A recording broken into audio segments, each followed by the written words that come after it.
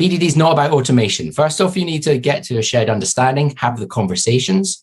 Then you need to capture the conversations. And once you've got good at capturing the conversations, then you start using the tools to automate them. And our first book was called Discovery, and that's all about having the conversations. In many cases, the BDD concept comes through the developers or the test automation engineers. And I think developers are typically assessing the complexity of something, that how complex the language is. And Gherkin is an extremely simple language. It has, I think, less than 10 keywords or so. And there are minimal constructs that you can really have in that. And therefore that gives that feeling that writing a BDD scenario with give and then is easy.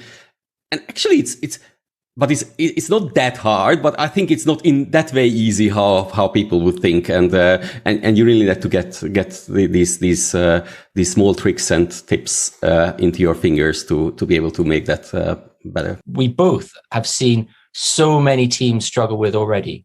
So part of the problem of getting behavior-driven development accepted in organizations is that many people have heard about behavior-driven development, and a lot of them think that it's test automation using give and when then. And really, to get people sucked in, we need to show them straight away that's not what it is. And that what you can do is you can use the process of discovery, maybe with example maps or with other forms of structured conversation, to get to a place of shared understanding so that everybody is, pulling in the same direction, and then capture that understanding, not just for the team today, but for the team in the future and for product owners and customers that come along in the future. One of the thought experiments that I use, would you prefer to have unreliable documentation or no documentation? And it doesn't take people long to think about it to come up with an answer that, honestly, unreliable documentation is completely useless. It would be better to have no documentation. At least then we have to go to the single source of truth, which is the running system, to work out what it does. And so then I follow that up and I ask the people, well, which do you have? And the answer is always unreliable documentation, right? And so although discovery and formulation don't get there yet, when you've read our third book, which we're working on at the moment, which is about automation, you get to something called living documentation, where the scenarios that you formulated in business language, which document how the system is supposed to behave on a requirement by requirement basis, actually guarantee themselves to be correct, because underneath them, there's automation code that verifies that the system behaves as described. So we made this acronym that people can more easily remember. And this is also true for ourselves as well. So B stands for business language. So that means that you should use the business language instead of the technical solution language.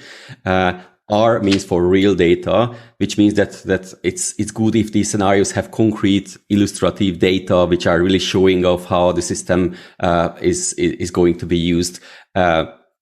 I means intention revealing. Maybe that's the most tricky, but basically which it says is that whenever we are phrasing the scenario, we should rather focus on what our intentions were for those different things that we are doing there, and not so much on focusing on the mechanical steps. How do you achieve that?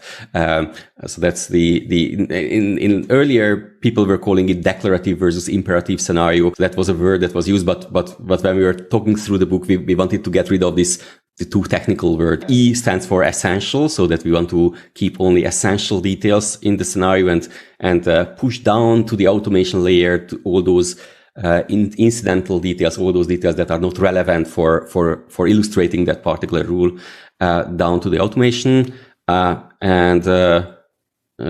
F means focused. That the scenario itself is focusing on a single rule, and we don't want to solve all the problems with a single Oracle scenario or something like that.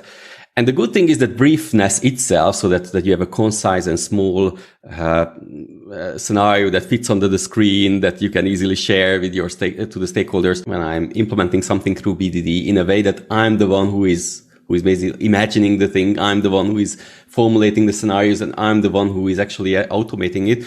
And I realized that if I try to totally forget about automation for a moment, which is really hard because, of course, I'm a developer and I know that it is going to be automated, but try to forget about that for a minute and try to describe what I really want, and then try to capture that as quickly as possible, and then see whether it really makes any conflicts with the automation. Then that's the thing that was working for me. So for me, there is no compromise. So you really have to forget about automation, at least for a moment, if I really try to forget about automation. And I tested this with a couple of teams who were brave enough to try that, and it worked for them. So it just you happen to see the two sides of the coin. Otherwise, it just doesn't. I'm going to labor the point here. It's not a trade-off.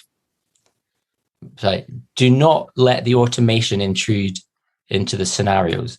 It's not necessary. Cucumber and SpecFlow both have many various under the hood automation techniques that allow you to do all the things that you thought you wanted to put into the scenario. That's where, this is just basic software engineering, abstracting away the details. So the scenarios are formulated to talk about the intent, the behavior. The details, you don't need them there. You need them somewhere, right? But you don't need them in the formulation. I think the most important thing that is related here is that somehow people think that whoever is transitioning to BDD and they already have some manual test scripts, then one easy way to transform to BDD to take those manual test scripts and simply transcribe them to BDD scenarios and automate them. And unfortunately, this is something which is not working.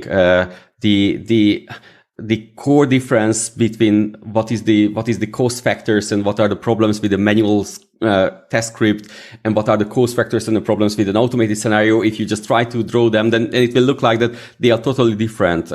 Manual test scripts are more focusing on the human who needs to execute them, and of course the human can check so many things at the same time because that's what we are good for. On the other hand, for automation, the biggest cost factor is to maintain and create those automation code. And because of that, these focused and in illustrative scenarios that we were mentioning are working much better. And which means that unfortunately you cannot simply one-to-one translate or transcribe a manual test case to one BDD scenario. You need to go through that, think it over, which kind of business rules we were validating there, and maybe making many smaller scenarios out of that, if this is really what you want. But in many cases, we have seen that actually looking into the one topic of the code or one part of the code and try to come up with the key business rules that are the most important ones that we want to cover. Maybe that's a better way to. I just want to emphasize one thing. So Gaspar said you can't transcribe, you can't take a manual test script and automate it using Gherkin and given when then. And actually, just to correct, you can do that, and people do that, and they get into awful trouble doing that because you end up with something that is just as incomprehensible, but now you have to maintain automation code that is incomprehensible as well. Yep. So you can do that, but please don't do that. Please don't. The actual takeaway that I want to give you is that behavior-driven development is about shared endeavor. It's about reaching a shared understanding. This means it's about collaboration. So it's not something that the QA or test department can do on its own. You need to have development teams involved, and you need to have your business or your product owner bought into it as well. If you have any people that are just going, nah, it's not my business, I'm not interested, I'm not going to get involved, you're going to have a painful time of it.